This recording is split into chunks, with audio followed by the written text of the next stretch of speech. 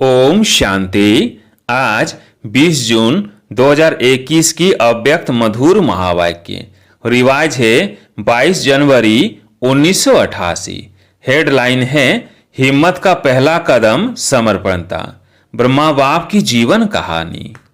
आज स्नेह के सागर बाप दादा अपने स्नेही बच्चों को देख हर्षित हो रहे हैं। हर एक स्नेही आत्माओं को एक ही लगन है, श्रेष्ठ संकल्प है कि हम सभी बाप समान बने, स्नेह में समा जाए। स्नेह में समा जाना अर्थात बाप समान बनना। सभी के दिल में यह दृढ़ संकल्प है कि हमें बाप दादा द्वारा प्राप्त हुए स्नेह, शक्तिशाली पालना और अखूट अविनाशी खजानों का रिटर्न अवश्य करना है। रिटर्न में क्या देंगे सिवाय दिल के स्नेह के? आपके पास और है ही क्या? जो भी है वो बाप का दिया हुआ ही है। वो क्या देंगे? बाप समान बनना यही रिटर्न है और यह सभी कर सकते हो। बाप दादा देख रहे थे कि आजकल सभी के दिल में विशेष ब्रह्मा बाप की स्मृति ज्यादा इमर्ज है। स्मृति शरीर की नहीं है, लेकिन चरित्रों के विशेषताओं की स्मृति है, क्योंकि अलौकिक ब्राह्मण जीवन ज्ञान स्वरूप जीवन है। ज्ञान स्वरूप होने के कारण देह की स्मृति भी दुख की लहर नहीं लाएगी। अज्ञानी जीवन में किसी को भी याद करेंगे तो सामने देह आएगी।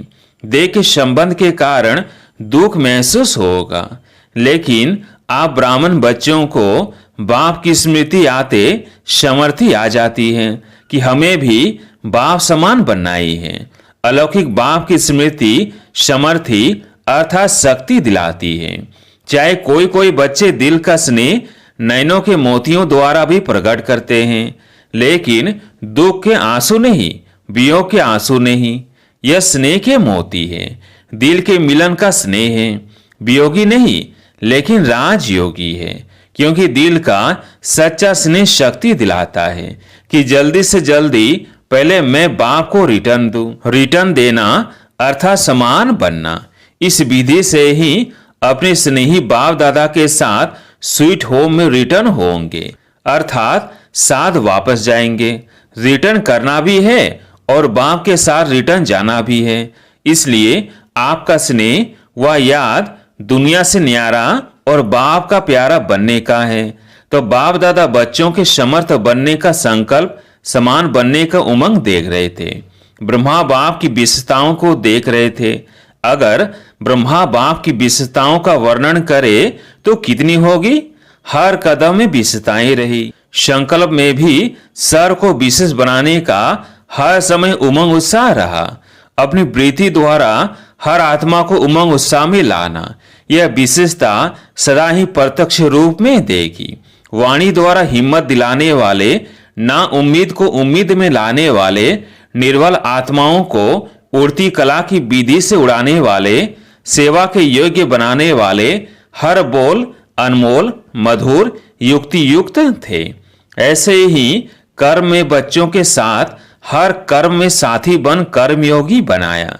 सिर्फ साक्षी होकर देखने वाले नहीं, लेकिन स्थूल कर्म के महत्व को अनुभव कराने के लिए कर्म में भी साथी बने। जो कर्म मैं करूंगा मुझे देख बच्चे स्वतः ही करेंगे। इस पाठ को सदा कर्म करके पढ़ाया। संबंध संपर्क में छोटे बच्चों को भी संबंध से बच्चों समान बन खुश किया। वानप्रस्थ को भी वानप्रस्थ रूप से अनुभवी बन संबंध संपर्क से सदा उमंग उत्साह में लाया। बाल से बाल रूप, युवा से युवा रूप और बुजुर्ग से बुजुर्ग रूप बन सदा आगे बढ़ाया। सदा संबंध संपर्क से हरेक को अपनापन अनुभव कराया। छोटा बच्चा भी कहेगा कि जितना मुझे बाबा प्यार करता उतना किसको नहीं करता। तो हर एक को इतना प्यार दिया जो हरेक समझे कि बाबा मेरा है। यह है संबंध संपर्क की विशेषता। देखने में हर एक आत्मा की विशेषता व गुण को देखना। सोचने में देखो, सदा जानते हुए कि यह लास्ट नंबर के दाने हैं, लेकिन ऐसी आत्मा के प्रति भी सदा आगे बढ़े। ऐसा हर आत्मा प्रति शुभ चिंतक रहे। ऐसी विशेषताएं सभी बच्चों ने अनुभव की। इन सभी बातों में समान बनना अर्थात फॉलो फादर करना है। यह फॉलो करना कोई मुश्किल है क्या? इसी को ही स्नेह, इसी को रिटर्न देना कहा जाता है। तो बाप दादा देख रहे थे कि हर एक बच्चे ने अभी तक कितना रिटर्न किया है। लक्ष्य तो सभी का है, लेकिन प्रत्यक्ष जीवन में ही नंबर है। सभी नंबर 1 बनना चाहते हैं। 2-3 नंबर बनना कोई पसंद नहीं करेंगे। यह भी लक्ष्य शक्तिशाली अच्छा है, लेकिन लक्ष्य और लक्षण समान होना, यही समान बनना है। इसके लिए जैसे ब्रह्मा बाप ने पहला कदम हिम्मत का कौन सा उठाया, जिस कदम से ही पद्मा पदम भाग्यवान आदि से अनुभव किया। पहला कदम हिम्मत का, सब बात में समर्पण था, सब कुछ समर्पण किया। कुछ सोचा नहीं कि क्या होगा, कैसे होगा। 1 सेकंड में बाप की श्रेष्ठ मत प्रमाण बाप ने इशारा दिया। बाप का इशारा और ब्रह्मा का कर्म, वह कदम, इसको कहते हैं हिम्मत का पहला कदम। तन को भी समर्पण किया, मन को भी सदा मन मनाभाव की विधि से सिद्धि स्वरूप बनाया। इसलिए मन अर्थात हर संकल्प सिद्ध अर्थात सफलता स्वरूप बने। धन को बिना कोई भविष्य की चिंता के निश्चिंत बन धन समर्पित किया, क्योंकि निश्चय था कि यह देना नहीं है, लेकिन पदम गुणा लेना है।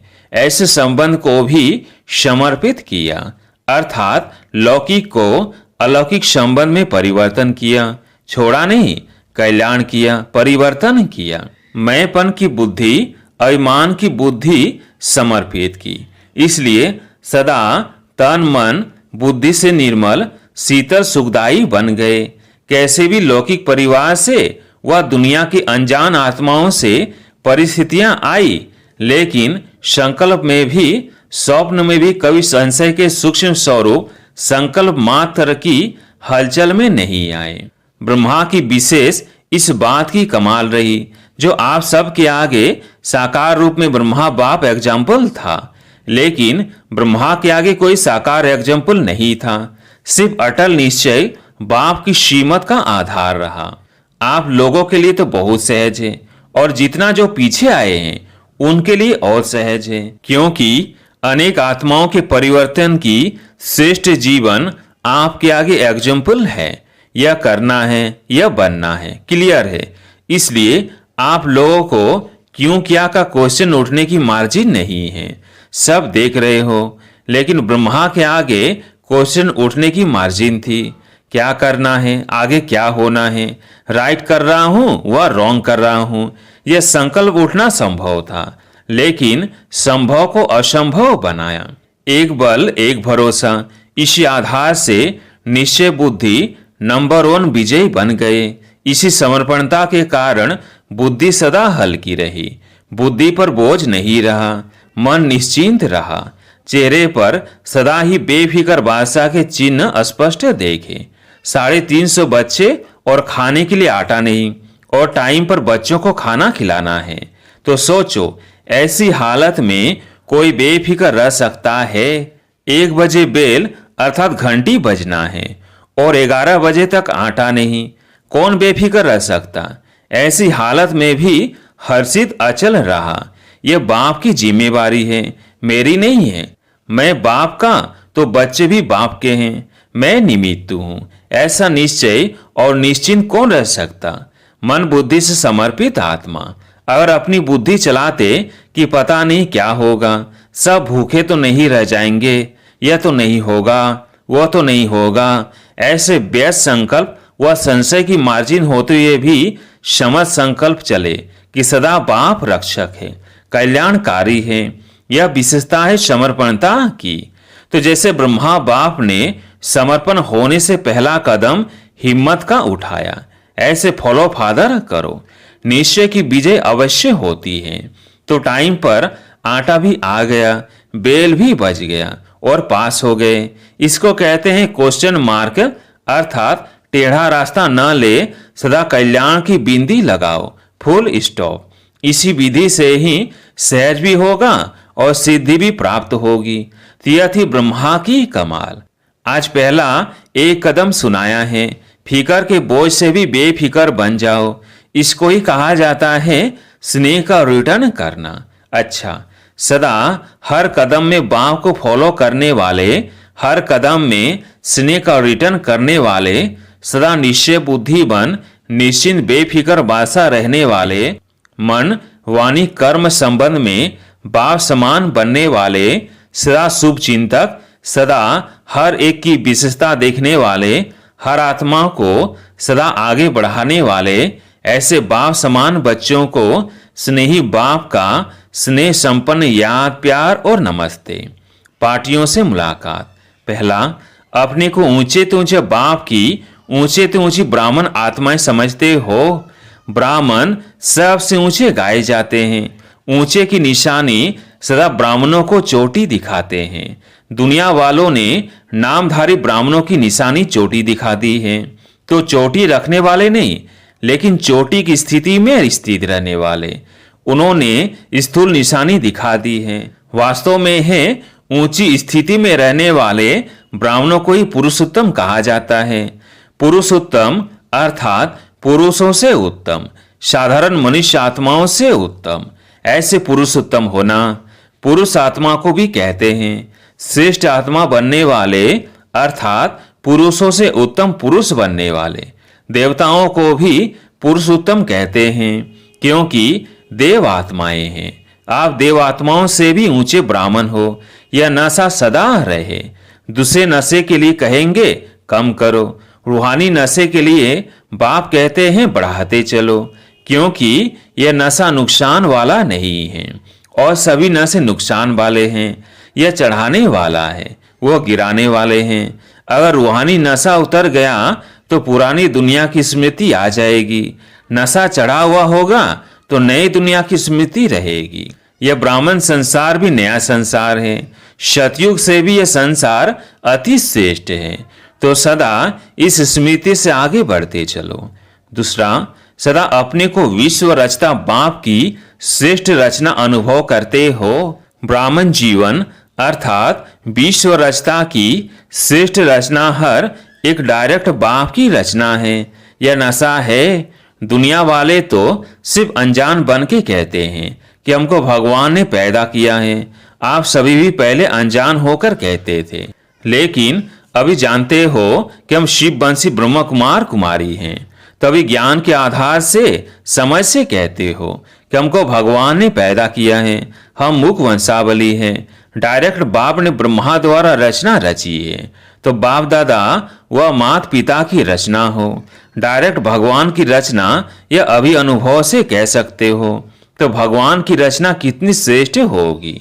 जैसा रचयिता वैसी रचना होगी ना। यह नशा और खुशी सदा रहती है। अपने को साधारण तो नहीं समझते हो। यह राज जब बुद्धि में आ जाता है तो सदा ही रूहानी नशा और खुशी चेहरे पर वह चलन में सौते ही रहती है। आपका चेहरा देख करके किसको अनुभव हो कि सचमुच ये श्रेष्ठ रचता की रचना है। जैसे राजा की राजकुमारी होगी तो उसकी चलन से पता चलेगा कि यह रॉयल घर की है, यह साहूकार घर की, या यह साधारण घर की है। ऐसे आपके चलन से, चेहरे से अनुभव हो कि यह ऊंची रचना है, ऊंचे बाप के बच्चे हैं।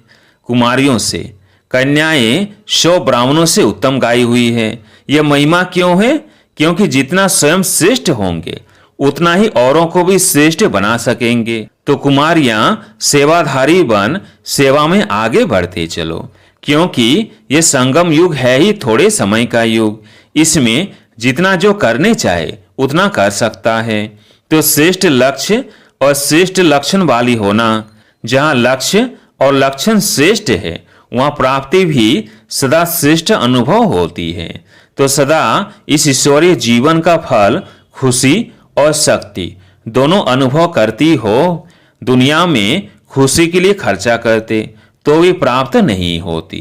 अगर होती भी है तो अल्पकाल की, और खुशी के साथ साथ दुख भी होगा। लेकिन आप लोगों की जीवन सदा खुशी की हो गई। दुनिया वाले खुशी के लिए तड़पते हैं और आपको खुशी प्रत्यक्ष फल के रूप में मिल रही है। खुशी आपके जीवन की विशेषता है।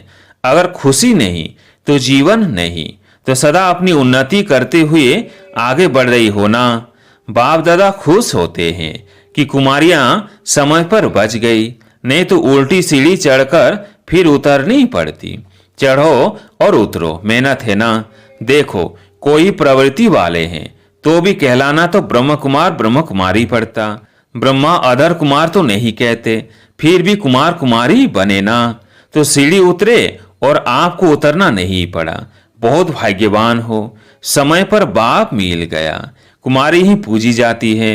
कुमारी जब गृहस्थी बन जाती है तो बकरी बन सबके आगे सिर झुकाती रहती है। तो बच गई ना।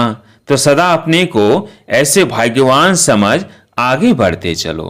अच्छा, माताओं से सभी शक्तिशाली माताएं होना, कमजोर तो नहीं। बाप दादा माताओं से क्या चाहते हैं? एक एक माता जगत माता बन विश्व का कल्याण करे। लेकिन माताएं चतुराई से काम करती हैं। जब लौकिक कार्य होता है तो किसी न किसी को निमित्त बनाकर निकल जाती, और जब ईश्वरीय कार्य होता तो कहेंगी बच्चे हैं, कौन संभालेगा। पांडवों को तो बाप दादा कहते संभालना है क्योंकि रचता है। पांडव शक्तियों को फ्री करे। ड्रामानुसार वर्तमान समय माताओं को चांस मिला है, इसलिए माताओं को आगे रखना है। अभी बहुत सेवा करनी है, सारे विश्व का परिवर्तन करना है, तो सेवा पूरी कैसे करोगे? तीव्र गति चाहिए ना। तो पांडव शक्तियों को फ्री करो तो सेवा केंद्र खुले और आवाज बुलंद हो। अच्छा, अब सुनते हैं वरदान। सर्व रूपों से, सर्व संबंधों से अपना सब कुछ बाप के आगे अर्पण करने वाले सच्ची स्नेही भव। सर्व रूपों से, सर्व संबंधों से अपना सब कुछ बाप के आगे अर्पण करने वाले सच्चे स्नेही भव। जिससे अति स्नेह होता है तो स्नेह के लिए सभी को किनारे कर सब कुछ उनके आगे अर्पण कर देते हैं। जैसे बाप का बच्चों से स्नेह है, इसलिए सदाकाल के सुखों की प्राप्ति स्नेही बच्चों को कराते हैं। बाकी सबको मुक्ति धाम में बिठा देते हैं। ऐसे बच्चों के स्नेह का सबूत है सर्व रूपों, सर्व संबंधों से अपना सब कुछ बाप के आगे अर्पण करना। जहां स्नेह है वहां योग है, और योग है तो संयोग है। एक भी खजाने को मनमत से व्यर्थ नहीं गंवा सकते। स्लोगन: साकार कर्म में ब्रह्मा बाप को और अशरीरी बनने में निराकार बाप को फॉलो करो। सूचना: आज मास का तीसरा रविवार अंतर्राष्ट्रीय योग दिवस है। बाबा के सभी बच्चे साय 6:30 7:30 बजे तक विशेष अपनी इष्ट देव इष्ट देवी अर्थात पूज्य स्वरूप में स्थित हो। भक्त आत्माओं की पुकार सुने, उपकार करे, रहमदिल दाता स्वरूप में स्थित हो, उन्हें सुख शांति की अंजलि देने की सेवा करे। अच्छा, ओम शांति।